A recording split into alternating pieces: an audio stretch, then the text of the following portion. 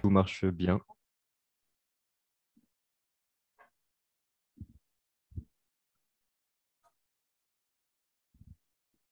Ok, parfait, ça a l'air de marcher.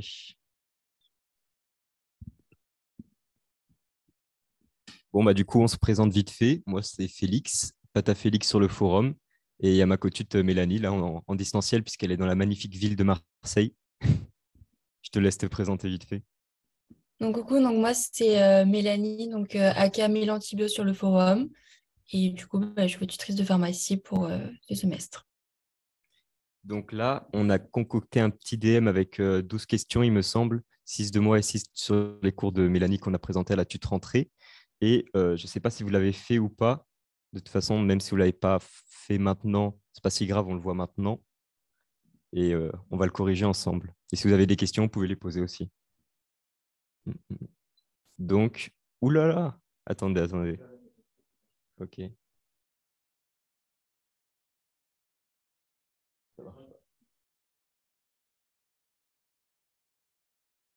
Oh. Bon,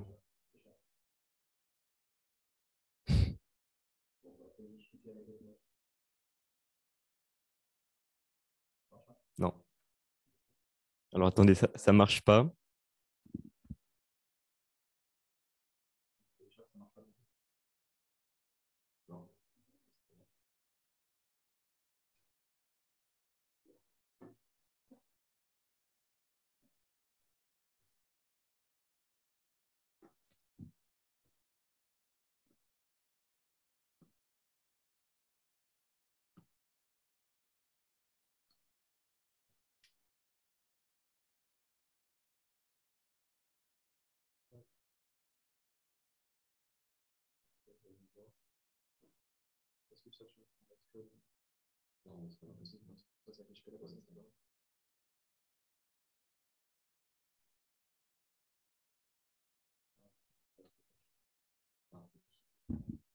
Bon, on peut remercier Bastien qui nous a sauvé la vie.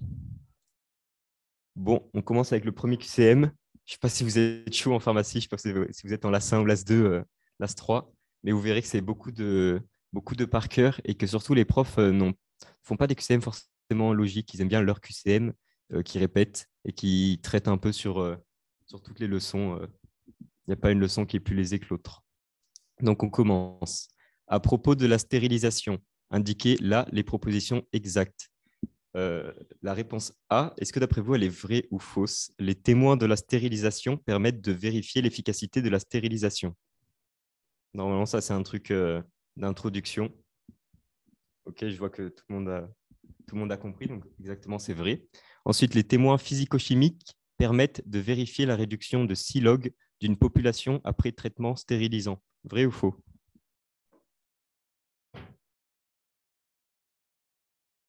Ok, je vois des vrais, je vois des faux. Vous savez, ceux qui disent vrai, pourquoi c'est vrai ou pourquoi ceux qui disent faux, pourquoi ce serait faux? Exactement, c'est pour les témoins biologiques.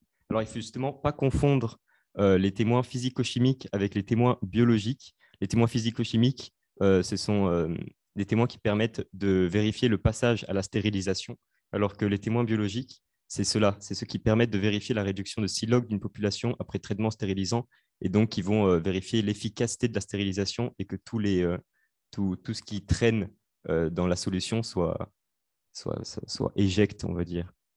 Réponse C. Le témoin biologique de la chaleur humide est le Bacillus stérothermophilus. Bon, ça, dans mes vidéos, j'ai beaucoup insisté.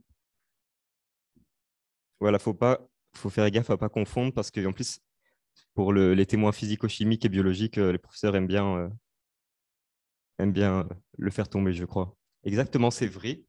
Donc ça, c'est juste à apprendre par cœur, hein.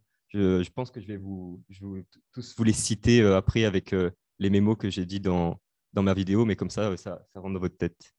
Et le témoin biologique de la stérilisation par filtration stérilisante est le bacillus circulant. Vrai ou faux? Et vous savez, c'est lequel du coup ou pas, si c'est faux?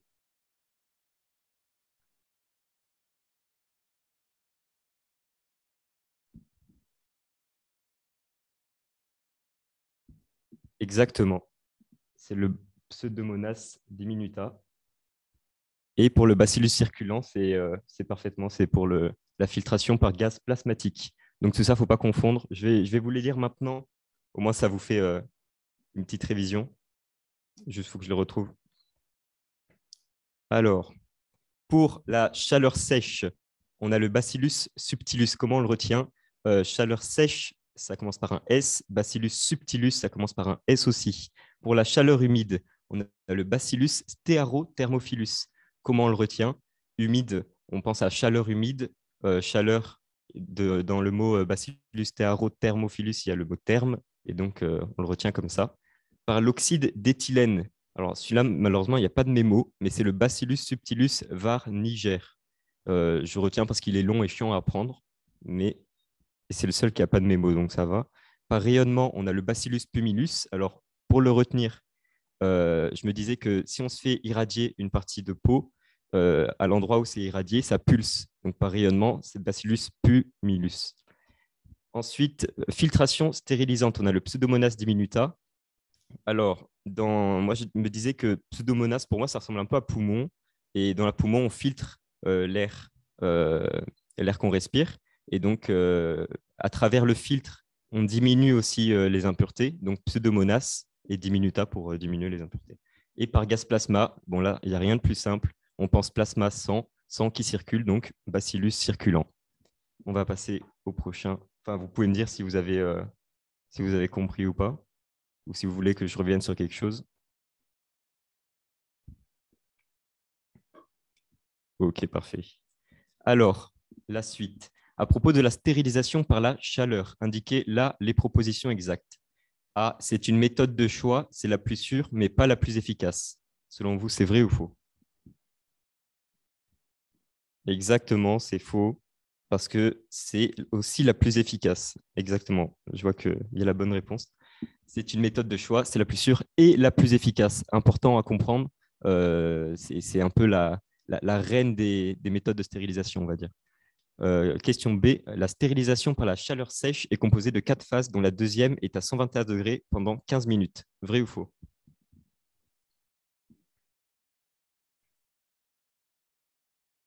Exactement, faux. Faux, et pourquoi ce serait faux? Ou est-ce que j'ai fait un piège qui revient assez souvent? Exactement, c'est pour la chaleur humide. Alors, il faut faire attention parce que dans la stérilisation à la chaleur, on en a deux du coup. La stérilisation par la chaleur sèche et par la chaleur humide. Et le prof aime bien confondre, enfin mélanger un peu les deux dans les QCM. Donc, la stérilisation par la chaleur sèche est composée de 2 phases et non de 4, dont une première qui est à 180 degrés pendant 30 minutes et une deuxième à 120 degrés. Et la stérilisation par la chaleur humide, c'est celle qui est composée de 4 phases, dont la deuxième est à 121 degrés pendant 15 minutes. 121 degrés pendant 15 minutes, c'est à apprendre par cœur. Il aime bien aussi faire tomber et mélanger un peu des valeurs comme ça dans la QCM. Et franchement, quand vous le connaissez, c'est des points vraiment gratuits. Le temps de réduction décimale dt correspond au temps nécessaire pour réduire la population de micro-organismes d'un facteur 10, soit 1 log. Vous pensez que c'est vrai ou faux? Exactement, c'est vrai. Ça vient directement du cours. Vous pouvez me dire si vous comprenez pas, si vous voulez que je vous explique un peu comment ça marche, le temps de réduction décimale pour la chaleur humide, puisqu'il y a un exemple. Parce que c'est pas forcément facile à comprendre au début.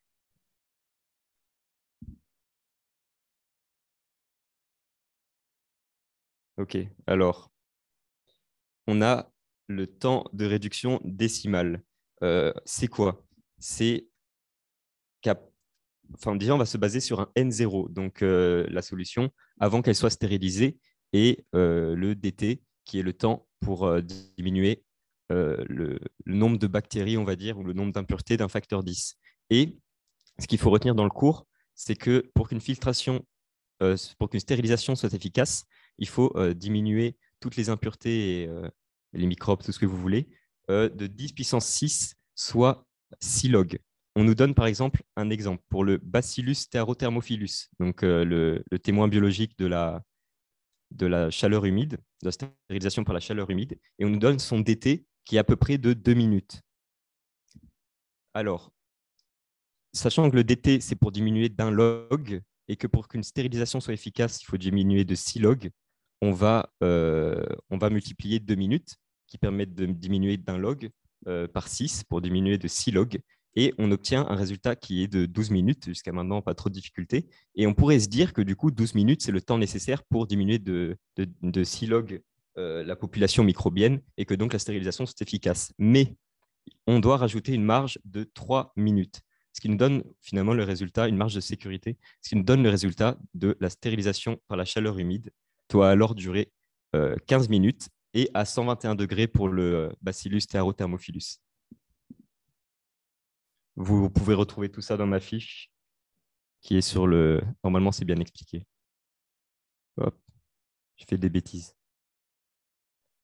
Et voilà pour les réponses. Ah, mince, je n'ai pas fait la dernière. Mais du coup, la valeur d'une activation thermique Z est le temps nécessaire pour obtenir le même effet qu'un temps défini à la température de référence. Vrai ou faux? Bon, normalement, vous avez vu la réponse. Ouais, exactement. J'ai confondu avec le FT. La valeur d'inactivation thermique Z, c'est l'élévation de température nécessaire pour réduire la valeur de DT, dans ce qu'on a vu tout à l'heure, d'un facteur 10. Donc, plus on augmente, plus la température du traitement est élevée, plus le DT diminue. Donc, techniquement, plus on va augmenter la température, plus le temps pour diminuer d'un log diminue, donc plus la stérilisation sera rapide. Donc, QCM3, à propos de la dissolution, indiquer là les propositions exactes. Les micelles sont des associations de molécules. Donc là, on est passé juste, on était sur la stérilisation. Là, on est passé sur les stratégies de solubilisation. Donc, à propos de la dissolution, les micelles sont des associations de molécules de tension actifs. Ces molécules peuvent s'associer de façon sphérique, ce qui permet d'obtenir les micelles. Bon, c'est un peu répétitif, mais d'après vous, c'est vrai ou faux?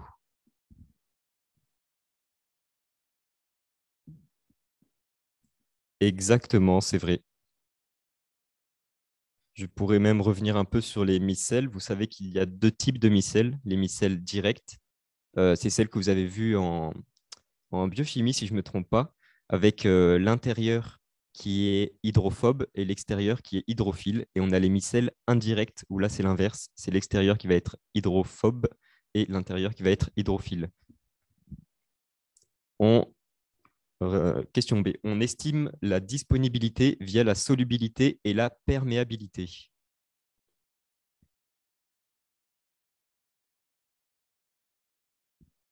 Ouais, c'est vrai.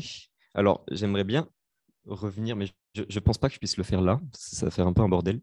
Mais en gros, euh, je ne sais pas si vous avez vu dans la fiche ou dans la vidéo, mais avec la disponibilité grâce à la solubilité et la perméabilité, grâce à ces deux facteurs, on va pouvoir classer les les différentes formes pharmaceutiques dans un classement, quoi.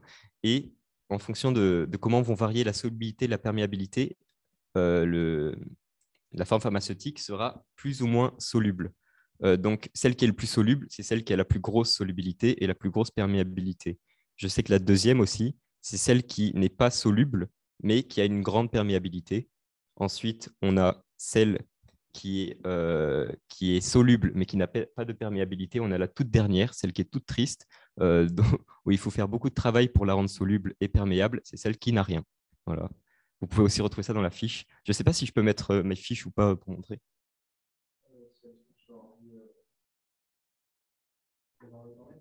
Ouais, arrêtez. Ah ouais.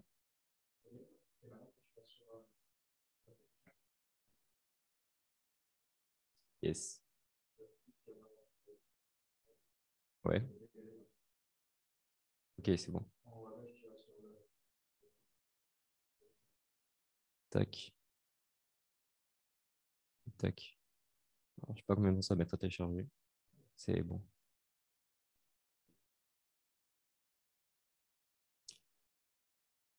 Non, mais ça va. Donc là, si je sais pas si vous voyez, normalement, oui. Je vais essayer de vous montrer le. Alors, c'est pas celui-là, bien sûr. Attendez. Mm, mm, mm. Voilà, c'est celui-là. Si on descend, on a le classement dont je vous parlais, qui s'appelle le BCS, le Biopharmaceutical Classification System. Vous pardonnerez mon accent. On classe donc selon comment vont varier la solubilité et la perméabilité. Et on voit qu'en fonction, on va faire plusieurs ajustements pour rendre le tout le plus soluble. Donc, par exemple, si on a une solubilité faible et une perméabilité élevée qui correspond à la classe 2, on va juste faire un développement galénique. Donc, ça, vous l'avez vu en pharmaco, comme quoi un peu tout se recoupe pour essayer de rendre la forme plus soluble, puisqu'elle est déjà perméable. Et sinon, dès qu'on a une perméabilité faible, il faudra faire tout un développement chimique qui est beaucoup plus complexe et, et coûteux que pour le développement galénique. Tac.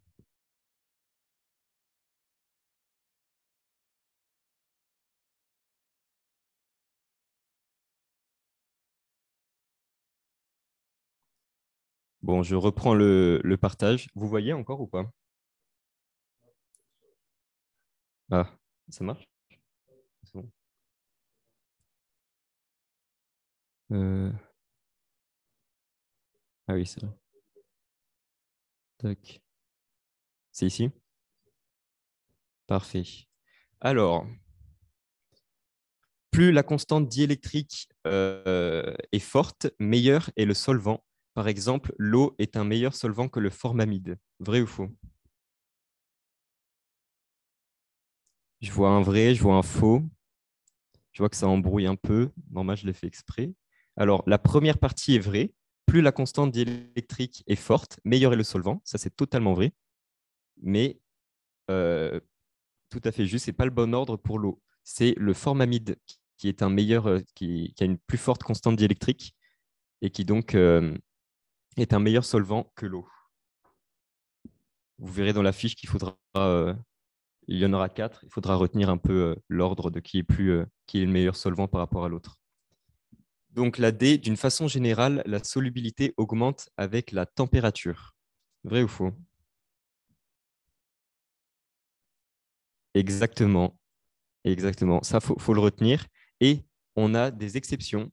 La solubilité augmente avec la température, sauf pour euh, quatre qui embêtent tout le monde, quoi, et qu'il faudra retenir parce qu'il aime bien le faire tomber, le prof.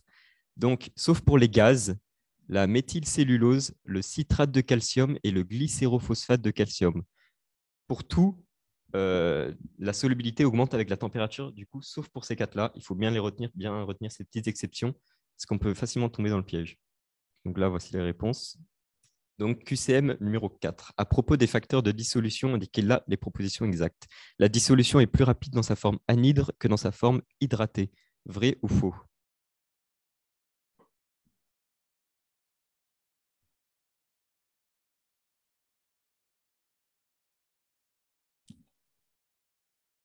Je vois un faux. Je vois que les autres parlent pas trop là. Alors, moi, je sais que quand je l'ai appris, je vois des vrais. Quand je l'ai appris, c'était pas forcément logique pour moi, et pourtant, c'est vrai. La dissolution est plus rapide dans sa forme anhydre que dans sa forme hydratée. Donc, faut retenir, c'est dans la partie du cours avec les solvants, il faut retenir euh, que quand une molécule est au contact d'un solvant et que donc elle est hydratée, par rapport à ce qu'elle était de base, donc tout à fait sèche, quoi, donc anhydre, elle sera moins soluble. Mais là aussi, la vie nous réserve des surprises et il y a deux exceptions qui sont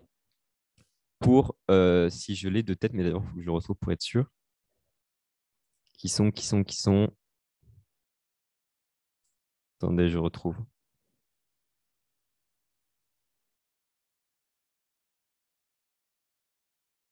C'est bon, je l'ai. Qui sont, sauf pour les corticoïdes et la tétracycline. Voilà, c'est ça, je vois qu'il y a corticoïdes et la tétracycline qu'il ne faut pas oublier. Et qui, du coup, eux, vont être plus solubles si on les hydrate. Mais sinon, pour tout le reste, c'est c'est l'inverse. Alors, les esters augmentent la solubilité. Vrai ou faux?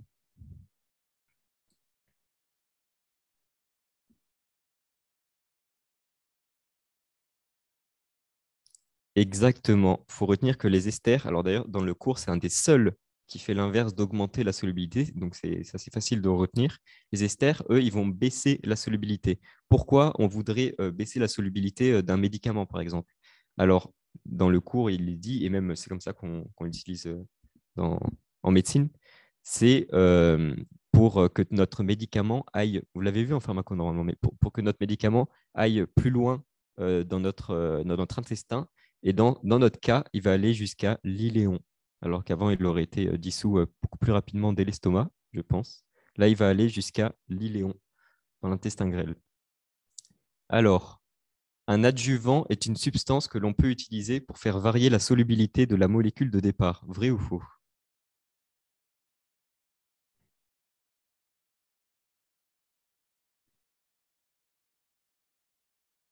C'est exactement vrai. Franchement, là, c'est des petites phrases à apprendre par cœur.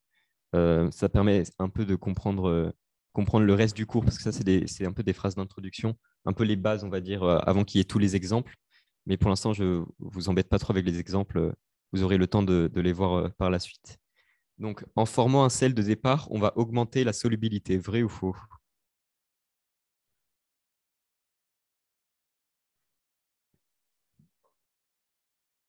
Là aussi, c'est vrai. Je vous l'ai dit tout à l'heure, les esters, c'est un peu les seuls à ne pas augmenter la solubilité. Donc là, pareil, en formant un sel de départ, on va augmenter la solubilité. Là aussi, il y a aussi des petits exemples. Euh, il me donne l'exemple de la tétracycline, par exemple. Donc, pour la A, les exceptions. Alors, attends, pour la A, les exceptions peuvent la rendre fausse. Alors, oui, mais d'une manière générale, je vais pas trop si tu vois ça, mais que je l'écris, bon, je pense que je la compterai vraie, il n'y aura pas trop de débat à ce niveau-là, parce que même s'il y a des exceptions, là, je ne parle pas des exceptions, là, c'est d'une manière générale, justement, les exceptions font que c'est des exceptions, justement. Donc là, c'est vraiment d'une manière générale, la dissolution est plus rapide dans sa forme anide que dans sa forme hydratée. Mais si je devais vous faire retomber un QCM dans le genre, effectivement, je vous mettrais peut-être les exceptions. En soi, s'ils mettent toujours là, c'est faux. Euh, toujours. Oui, voilà, c'est ça. Là, j'ai pas mis toujours. Donc, c'est qu'on parle d'une manière générale. Donc, j'en étais pour former un sel de départ. On a la tétracycline qu'on a vu tout à l'heure, qui est d'ailleurs une des exceptions du coup de cette fameuse question A. Et la tétracycline, on va former des sels différents. Il existe, en tout cas, on nous donne le chlorhydrate de tétracycline et le phosphate de tétracycline. Et il faut retenir que le phosphate de tétracycline est le sel le plus soluble et qu'il est beaucoup plus soluble que le tétracycline. Et pourquoi on forme un sel? C'est parce que le tétracycline en lui-même et seul n'est vraiment pas soluble du tout. Donc, voici la petite correction. Vous pourrez retrouver, je pense, le diapo. Mais aussi, vous aurez le DM et la correction sur le. C'était une vraie correction, quoi, avec pas juste des trucs barrés, mais une explication. Donc, QCM5. Là, on passe à la chimie thérapeutique numéro 2. Donc, tout à l'heure, Mélanie vous fera le numéro 1. De toute façon, ce n'est pas très important de l'ordre. Ça n'a pas trop d'impact. Mais du coup, voilà, à propos des liaisons ioniques, indiquez là les propositions exactes. Elles se produisent entre un groupement chimique accepteur et un donneur de liaison d'hydrogène. Vrai ou faux?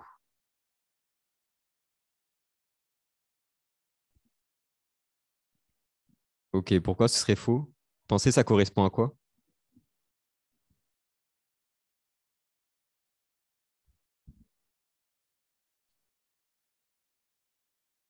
Exactement. Bon, il n'y a pas trop de pièges, c'était visible. Ça correspond aux liaisons hydrogène. Et pour les liaisons ioniques, c'est entre des groupements ionisables du ligand et de la cible. Donc, pas trop de pièges à ce niveau-là. Juste faites attention pour cette prof qui est Madame Alibert, enfin, le professeur Alibert, qui fait beaucoup de pièges énoncés. Ce n'est pas vraiment des pièges énoncés, c'est plutôt à partir de l'énoncé, trouver les bonnes et fausses réponses. Et au milieu, elle met des trucs d'autres titres. Elle aime bien faire ça. Ça n'a pas trop de sens, je trouve, d'un point de vue pédagogique. Mais du coup, il faut bien lire l'énoncé pour tout ce qui est chimie thérapeutique pour pas se faire avoir. Donc, Le pKa de l'acide glutamique est de 4,3. Vrai ou faux? Exactement, c'est vrai. C'est vrai, et malheureusement, c'est un peu le problème de cette leçon, c'est qu'il faut apprendre plein de trucs par cœur, dont tous les pKa que vous aurez la joie de tout voir, quoi. Le pKa de l'arginine est de 10,8. Vrai ou faux? Exactement, je vois la vraie valeur, vous êtes chaud. C'est 13,2. Et je vois aussi que vous avez trouvé que c'était pour la lysine. Bon, là, j'en ai fait tomber deux. Vous imaginez bien que pour les EB, je vais en faire tomber d'autres parce que c'est vraiment ce qui tombe dans les QCM d'Anal. Quand dans 1 ou 2 mois, vous pourrez un peu vous y mettre, vous verrez quand vous serez un peu chaud. Je dirais que la pharmacie, il faut l'apprendre. D'abord, il faut tout apprendre par cœur. Et ensuite, on fait beaucoup d'anal et on oublie des petits points de par cœur qu'on avait appris qui finalement ne sont pas très, très importants. Mais vraiment, avec les annales, on voit sur quoi les profs insistent au niveau du cours et quel est leur mode de pensée aussi. Alors, la D, ce sont les liaisons les plus fortes appartenant à la catégorie des liaisons faibles. Exactement, c'est vrai. Là, j'aurais pu faire un piège facile dans ce sont les liaisons les plus fortes appartenant à la catégorie des liaisons fortes, mais vous l'avez vu en biochimie que ça correspond aux liaisons peptidiques et non aux liaisons ioniques qui font partie des liaisons faibles. Comme quoi, ça se recoupe pas mal avec la pharmaco, la biochimie. Surtout pour la partie de Mélanie, c'est un peu des rappels de biochimie, donc c'est un cours agréable, je dirais, à travailler. Voici les réponses vite fait. Et mon dernier QCM. À propos des liaisons hydrogènes, indiquez là les propositions exactes. La cystéine a un pKa de 8,4.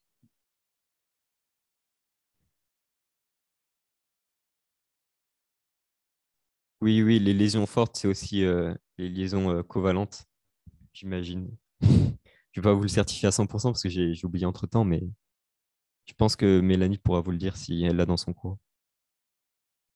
Du coup, je vois vrai, effectivement. La cystéine a un pKa de 8,4 et la B, la lysine a un pKa de 10,8. Et c'est là que ça va plus. Et je vous ai fait un piège un peu méchant qui est un piège du coup énoncé parce que je vous parle des liaisons hydrogènes et non des liaisons ioniques. Et la lysine fait partie des molécules. Voilà, c'est ça, tu as capté le piège. Fait partie des molécules qui font partie des liaisons ioniques. Et voilà, exactement, c'est pas une molécule de liaison hydrogène. Donc c'est vrai, mais du coup, pour ça, malheureusement, à la pharmacie, l'année dernière, on a fait quelques-uns de pièges énoncés. Beaucoup de gens ont râlé, je me rappelle, c'est un peu le bordel. Mais le jour J, ça m'a permis de ne pas tomber et de bien lire tous les énoncés et de ne pas tomber dans de vieux pièges là. Même, même pour les plantes et les médicaments, il y a des petits pièges énoncés. Je me rappelle qui m'avaient un peu traumatisé. La sérine comporte une fonction thiol-SH. Vrai ou faux? Ouais, je suis d'accord avec vous, c'est horrible comme piège. Mais quand vous tomberez dedans, à force, vous ferez plus attention. Exactement. Pourquoi ce serait faux? Vous savez ou pas la fonction que comporte la sérine? Exactement, c'est la fonction hydroxyle. Ouais, parfait. OH. Donc, l'asparagine comporte une fonction thiol SH. Vrai ou faux?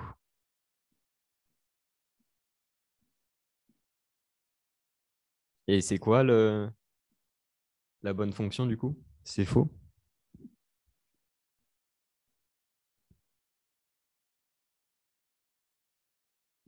Là, c'est un peu plus complexe que hydroxyle. Exactement. Amide primaire. CONH2, si vous voulez la petite formule. Et voilà, moi j'en ai fini avec mes petits QCM. Il y a quelques points qui vont retomber aux EB, ils ne vont pas retomber exactement les mêmes, mais vous avez compris un peu comment je les fais tomber et comment je réfléchis pour faire mes QCM. Et je vous laisse à Mélanie. Et si à la fin on a un peu de temps, on pourra répondre à des petites questions sur la pharmacie, comment ça marche et ce qu'on attend de vous, enfin plutôt ce qu'on attend de vous, ce qu'on va faire pour la suite. Donc je vous laisse à Mélanie. Des bisous.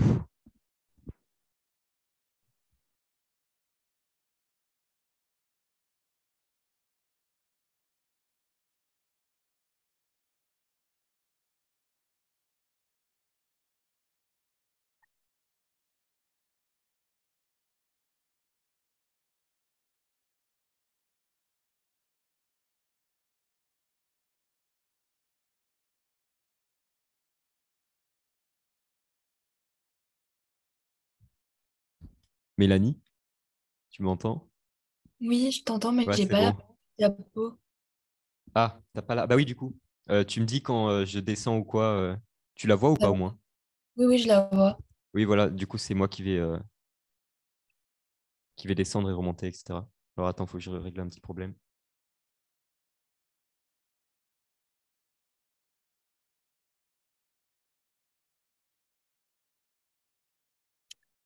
Ok, donc maintenant on va passer au QCM numéro 7, donc sur l'aromathérapie. Donc comme l'a dit Félix, il faut faire super attention en pharmacie. Vous allez avoir de nombreux pièges énoncés, notamment sur mes cours. Par exemple, là, je vous mets à propos de l'aromathérapie. Faites attention parce que parfois, vous allez avoir des QCM qui sont totalement vrais, mais qui vont correspondre à l'homéopathie. Donc, on fait attention. Donc, item A, donc les huiles essentielles sont des produits odorants et volatiles. Donc, est-ce que c'est vrai ou c'est faux?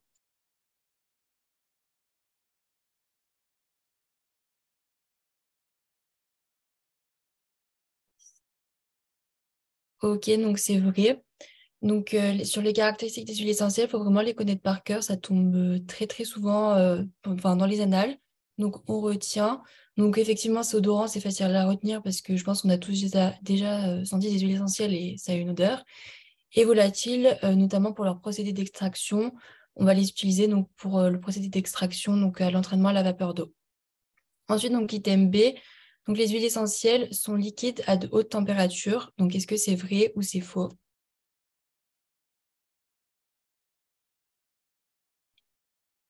Ok, parfait. Donc effectivement, donc c'est bien à température ambiante. Donc moi, ce que j'avais pour retenir ça, c'est que tout simplement, quand on utilise le procédé d'extraction à la vapeur d'eau, quand on fait chauffer les huiles, elles deviennent tout simplement à l'état gazeux. Donc c'était facile à retenir. Ensuite, donc item C, donc les huiles essentielles sont très colorées et elles sont rarement incolores. Ok, parfait. Donc pareil, ça c'est un énoncé qui peut tomber le jour du concours. C'est des pièges assez faciles. Donc effectivement, les huiles essentielles, elles sont très peu colorées et elles sont rarement colorées. Ensuite, donc pour l'item D, les huiles essentielles ont pour la plupart une densité inférieure à celle de l'eau.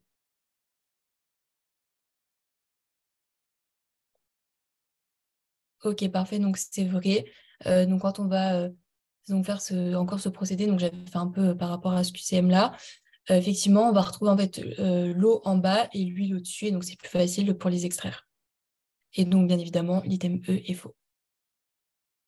Donc, si tu peux passer la diapo, Félix. Parfait, merci. Donc, du coup, ce QCM-là, donc à propos donc, de l'introduction à la pharmacognosie, donc item A, les métabolites secondaires sont généralement composés d'une partie oxydique, aglycone ou génine, et d'une partie non oxydique, glucose. Est-ce que c'est vrai ou c'est faux?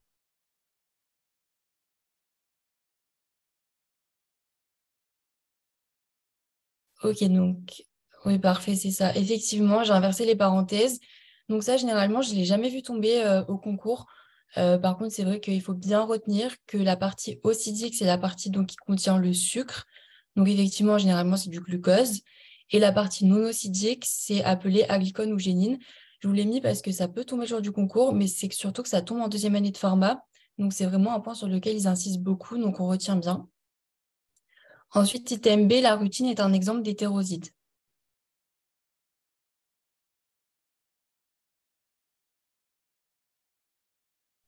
Ok, donc ça, effectivement, c'est vrai. Donc, c'est un item bête et méchant, il faut le retenir. Effectivement, la routine, c'est bien un exemple d'hétéroside. Et pareil, ça tombe en deuxième année, donc les profs adorent ce genre d'item. Ensuite, item C, donc les polyphénols, les terpènes, bon, il y a une petite autre, bon, c'est les alcaloïdes, et les acides gras sont des exemples de métabolites secondaires.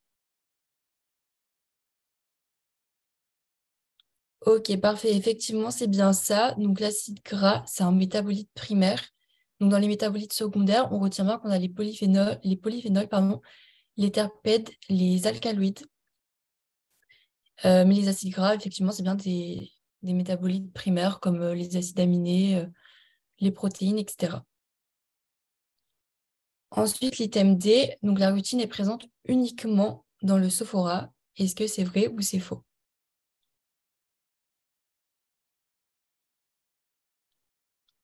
Donc c'est bien ça, c'est bien faux, puisque effectivement la routine elle est présente à la fois dans le sophora et dans le sarrasin. Donc faites attention à ces items. Parfois en pharmacie, il y a marqué uniquement ou toujours. Généralement, c'est pas... ils sont faux, ces items-là. Donc si vous avez des questions, n'hésitez pas à les poser dans le chat. Donc QCM9, donc, les plantes sont une source importante de substances naturelles présentant des structures chimiques peu variées. Est-ce que c'est vrai ou c'est faux? Ok, c'est ça. Donc effectivement, c'est bien des structures qui sont variées. Il me semble que c'est un item qui est déjà un peu tombé au concours, donc on retient bien. Ensuite, donc certains organes végétaux peuvent être des drogues végétales. Est-ce que c'est vrai ou c'est faux?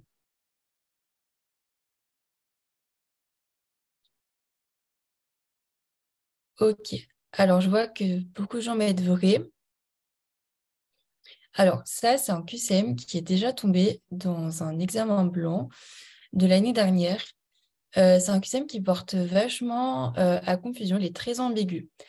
Alors, pour ma part, je le compterais faux, parce qu'en fait, tous les organes végétaux peuvent être des drogues végétales, dans le sens où vous prenez une plante, que ce soit la feuille, la tige, les racines, la fleur, les exudats, en fait, tous les organes végétaux, effectivement, peuvent être des drogues végétales. Après, je suis d'accord avec vous que du coup, certains organes végétaux peuvent être des drogues végétales. Donc la prof, elle dit tous les organes. Donc moi, je l'aurais compté faux. Après, pour moi, je le mettrais plutôt en double code. Du coup, je vous mettrais un vrai faux. Voilà, je vous l'ai mis en DM maintenant. Mais sachez que jamais je vous le ferai tomber en EB ou autre. C'est trop pointilleux. Voilà, c'est juste pour bien que vous reteniez que tous les organes peuvent être des drogues végétales. Les profs nous le répètent énormément en deuxième année en répétant tous les organes végétaux. Donc je vous l'ai mis là. Mais je pense que ça tombera pas le jour de l'examen. Donc voilà. C'est un peu ambigu, donc voilà. Ensuite, donc les sécrétions ou exudats ne sont pas considérés comme des drogues végétales. Donc est-ce que c'est vrai ou c'est faux? Voilà, effectivement, j'ai déjà répondu. Donc c'est faux. C'en est. Donc je vous ai pas fait tomber cette partie-là à l'examen blanc, mais par exemple la gomme arabique, c'est l'exudat de l'acacia. C'est utilisé dans de nombreuses préparations pharmaceutiques et c'est un item qui peut tomber au concours. Enfin, à l'examen, pardon. L'homéopathie utilise les huiles essentielles. Est-ce que c'est vrai ou c'est faux? Effectivement, c'est faux, donc c'est bien l'aromathérapie qu'il utilise. Donc voilà, comme ça, comme je vous dis, c'est un peu des pièges qui peuvent tomber classiques le jour de l'examen. Ensuite, donc QCM10, donc l'isolement d'un récepteur peut entraîner une perte de sa conformation et donc de la fonction de la protéine associée. Est-ce que c'est vrai ou c'est faux? Ok, c'est ça, c'est vrai. Donc je vous l'avais mis dans la fiche. Voilà, c'est ça à savoir, c'est un peu général. Ensuite, donc, les récepteurs membranaires se situent dans les zones hydrophiles de la membrane. Est-ce que c'est vrai ou c'est faux?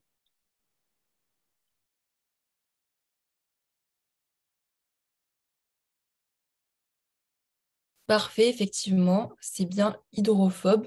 Ça, pour le retenir, c'est tout simple. La membrane plasmique, c'est formé d'une bicouche lipidique. Donc, généralement, les récepteurs membranaires, ils sont hydrophobes et donc lipophiles. Ensuite, donc, les récepteurs endoplasmiques sont donc plutôt hydrophiles. Est-ce que c'est vrai ou c'est faux?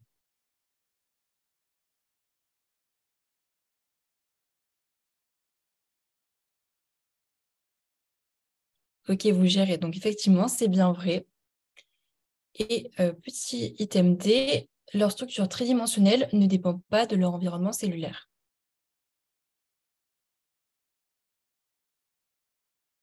Ok, effectivement, donc ça dépend bien de leur environnement cellulaire, parce que comme on l'a vu, ils peuvent être soit membranaires, soit plutôt cytoplasmiques. Donc, bien évidemment, c'est faux.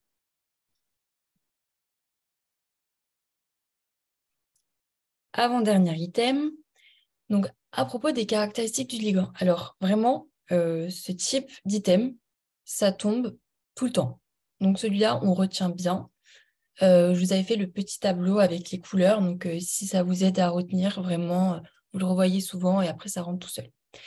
Donc l'affinité du ligand est due aux propriétés géométriques et électroniques du ligand.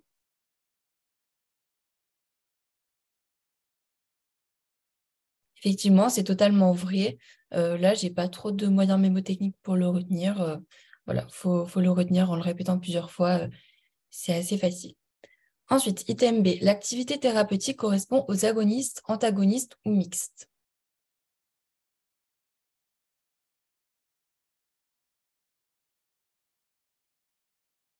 Effectivement, c'est bien faux. C'est l'activité du coup intrinsèque qui correspond aux agonistes, antagonistes ou mixtes.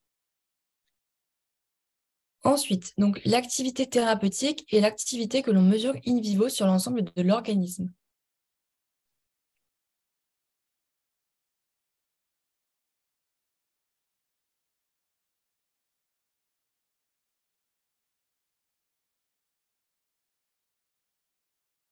Ok, alors je vois des vrais, des faux. Du coup, ceux qui mettent faux,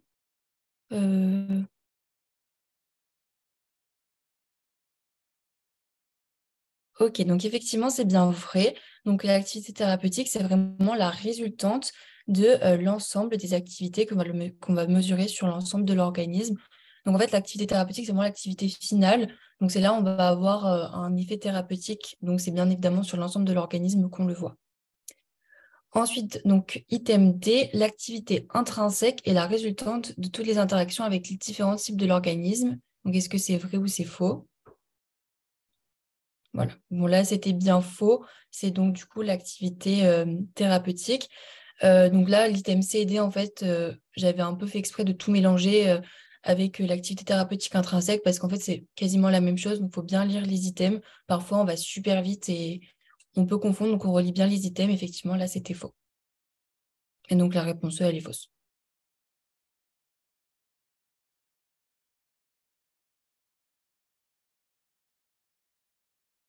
Donc, le dernier item, donc à propos des conditions d'interaction ligands-protéiques, quelles sont les propositions exactes? Donc, item A, la chaîne latérale est identique entre tous les acides aminés. Est-ce que c'est vrai ou c'est faux?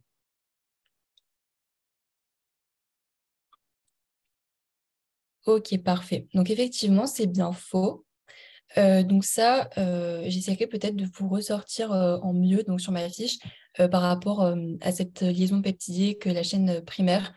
Donc en fait, il faut bien que vous reteniez que les acides aminés, la liaison peptidique, c'est bien donc une fonction NH2-amine, un acide carboxylique C double liaison OOH, et que tout ça, ça fait une fonction d'amide primaire.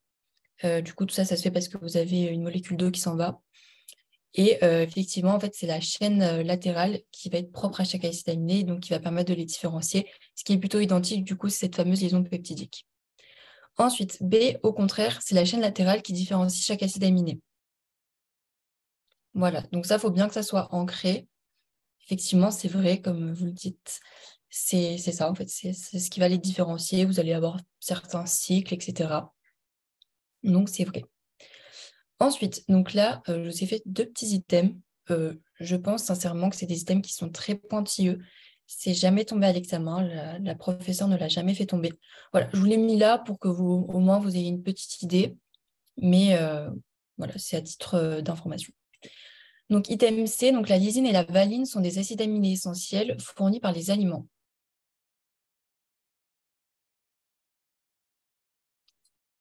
Ok, donc c'est ça, c'est vrai. Voilà, c'est le petit tableau que je vous avais mis avec ceux fournis par les aliments et ceux fournis par l'organisme. Et ensuite, item D, la cystéine et le tryptophane sont des acides aminés synthétisés par l'organisme.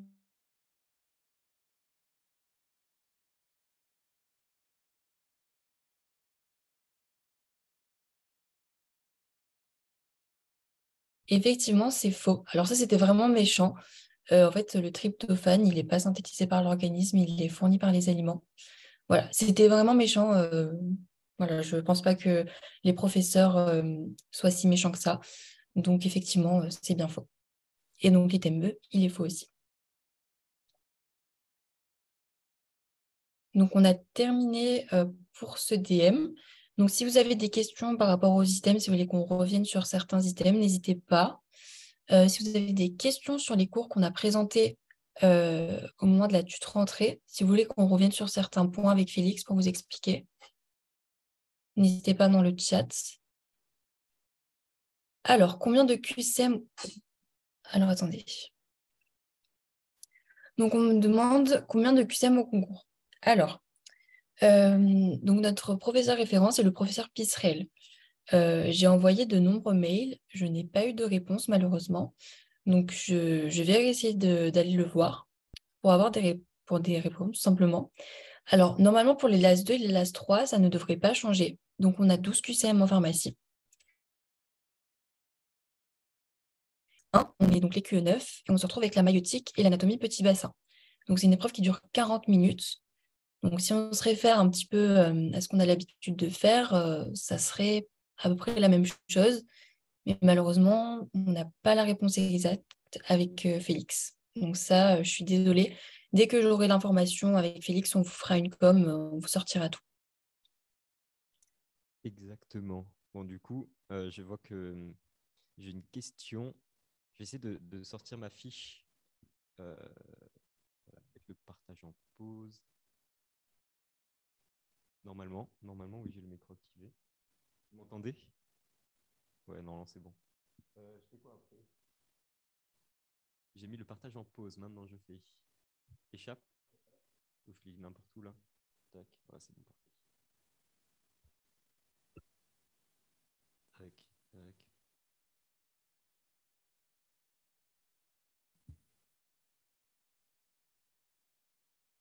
Donc voilà, ta question c'est, vous pouvez me définir rapidement ce que le témoin biologique et le témoin physico-chimique pour la stérilisation. Alors, si tu as mal compris, il n'y a pas de souci. Le témoin biologique qui est marqué ici, ce sont des témoins qui permettent de vérifier la réduction de 6 logs d'une population après traitement stérilisant. Donc en gros, t'imagines, donc c'est aussi écrit en dessous que ça dépend du N0, donc du nombre initial de germes présents. Donc t'imagines une solution où à l'intérieur, tu as un N0, un nombre initial de germes présents, donc tu as des petits microbes, des petites bactéries, tout ce que tu veux, quoi. Et euh, les témoins biologiques, du coup, c'est des témoins, on va dire, justement, c'est des bactéries. Enfin, je ne sais plus trop ce que c'est, mais je crois que c'est des bactéries. Et elles permettent, c'est les bactéries choisies les plus résistantes pour une méthode de stérilisation donnée. Donc c'est pour ça que j'ai pas été assez clair sur ça. C'est pour ça qu'on a ça là, qu'on a à chaque fois les témoins biologiques pour chaque méthode de stérilisation, parce que c'est les témoins biologiques qui sont les plus résistants. Donc on part du principe que si on arrive à éliminer tous les témoins biologiques ou presque tous, en tout cas 10 puissance moins 6 de ces témoins, 10 puissance 6 de ces témoins biologiques euh, d'une certaine méthode de stérilisation, sachant qu'ils sont les plus résistants, on aura éliminé tous les autres, puisque ce sont les plus résistants, donc les plus compliqués à éliminer. Et donc, je ne sais pas si tu as un peu mieux compris ou pas. En tout cas, pour les témoins biologiques, c'est ça. Et pour les témoins physico-chimiques, c'est c'est là. Attends, voilà, c'est ici. Ce sont juste des substances qui vont témoigner du passage par la phase de stérilisation. Alors que l'autre, c'était en gros pour certifier en quelque sorte que la stérilisation avait marché, qu'il n'y avait vraiment plus d'impuretés à l'intérieur et qu'on pouvait continuer un peu notre développement. Les témoins physico-chimiques sont juste des substances qui permettent de nous dire c'est bon, là on est arrivé à la phase de stérilisation. On nous donne même un exemple pour du coup l'acide benzoïque qu'on a vu pour la chaleur humide là. Et on nous donne par exemple, il existe un témoin physico-chimique qui change de couleur quand l'acide benzoïque possède une température, enfin, quand l'acide benzoïque atteint sa température de fusion à 121 degrés. Ça permet juste d'attester qu'on arrive à la phase de stérilisation. Voilà, je vois que tu as compris du coup. Si vous avez d'autres questions sur du cours ou sur la pharmacie en général, il reste 9 minutes. On peut même vous... Alors, je vais poser une question.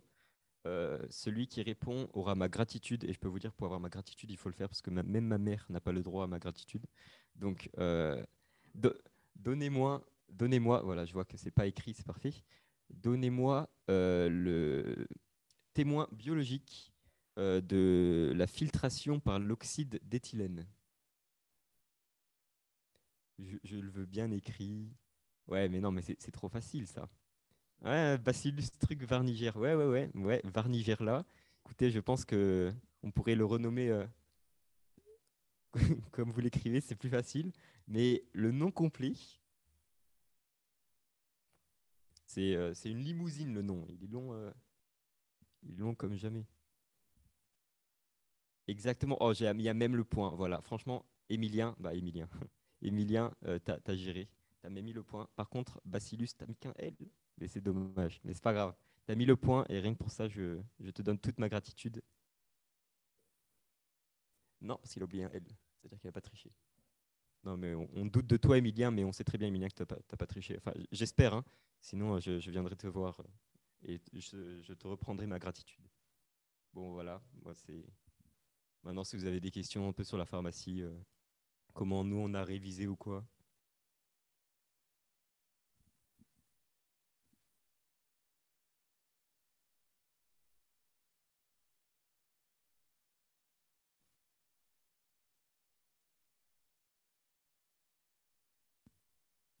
Ok, ok, je vois que c'est bon. Du coup, avec Mélanie, compte vous faire des petits DM. Moi, j'ai une idée en tête et l'année dernière, ça m'avait beaucoup aidé. C'était le tuteur pour la chimie thérapeutique qui, justement, pour éviter de confondre tous les items où il y a des pièges énoncés et où il faut apprendre juste bêtement des tirets en dessous de titres. Elle aime bien confondre les différents tirets en fonction des différents titres. Et j'avais énormément de mal jusqu'à la veille de l'examen. Et la veille de l'examen, je m'étais décidé à faire ce diapo qui réunissait un peu tous les pièges. Bon, il y a quelques erratas dans le diapo, donc je vais vraiment essayer de voir. Puis, comme ça concerne aussi un peu les cours de Mélanie, je pense qu'on le fera à deux. C'est de voir un peu si on peut le retravailler ce diapo qui est vraiment incroyable pour la compréhension de dernière minute et ce qui m'a permis de ne pas tomber, enfin en tout cas de tomber dans aucun piège le jour de l'examen. Parce que c'était vraiment un truc que mon cerveau n'arrivait pas à assimiler, quoi. Dès qu'on me met plein de tirés en dessous de titres bêtes et méchants, j'ai un peu de mal. Donc j'aime pas du tout les QCM de Madame la professeure Alibert. Sinon, je vois qu'il n'y a pas il y a pas trop de questions. Mélanie, si tu veux dire comment tu as révisé vite fait la pharmacie. Alors oui, comme le dit Félix, pour les pièges énoncés, vraiment, faites super gaffe, hein. Moi, par exemple, jusqu'à peut-être 2, 3 semaines avant l'examen, je confondais toujours identification, validation de la cible, objectif de l'étude. Et en fait, les professeurs, ils mettent des items complètement vrais, mais dans le cours, en fait, c'est juste au-dessus et en dessous. Et ils aiment bien tout intervertir. Donc vraiment, il faut bien apprendre limite bloc par bloc. C'est ça que je vous ai fait des tableaux parce que du coup, vous apprenez le tableau et c'est fait. Mais vraiment, faites très très attention parce qu'en fait, la pharmacie, c'est pas une matière compliquée. C'est juste parfois des pièges un peu méchants. Donc voilà, vraiment, il faut bien la comprendre. Et moi, c'est vraiment ce que j'avais fait. D'abord, vous comprenez bien le cours. Voilà, s'il y a des questions, vous n'hésitez pas. Et ensuite, là, vous apprenez un peu le par cœur. Vous pouvez un petit peu regarder les DM, voilà, ce qu'on fait comme QCM ou autre, pour bien voir ce que le prof aime cibler. Et ensuite, vous retravaillez vos cours, généralement sur des QCM, et vous allez voir que vous allez adorer cette matière. Bien sûr, elle est renéisée. Oui, oui, elle est ironisée. Et Il me semble que j'ai... Vas-y, vas-y, dis. Il me semble que vous n'avez pas de cours en présentiel. Enfin, sur l'emploi du temps, on n'avait pas vu qu'il y avait de cours en présentiel.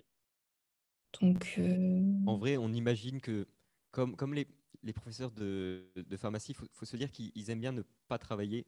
Et donc, à mon avis, ce sera les mêmes vidéos qui retomberont. Je me demande s'il y en a un qui aura la foi d'en refaire, mais je ne sais pas en vrai. Ça sera peut-être les mêmes vidéos des années d'avant. Alors, il y a quoi? Alors, du coup, ça, je sais ce qui n'est pas renisé pour ce semestre, c'est la kiné, donc cette nouvelle matière, et l'odontologie. Et on espère aussi, même nous aussi, de devoir corriger le jour J uniquement des annales. Mais faites gaffe parce que l'année dernière, enfin le professeur Piturel, je ne sais pas comment vous le prononcez, a fait une petite dinguerie. Vraiment, il s'est chauffé. Il a fait un nouveau QCM. Il était facile, donc ça allait. Mais comme quoi, de temps en temps, ça peut tomber des petites nouveautés comme ça.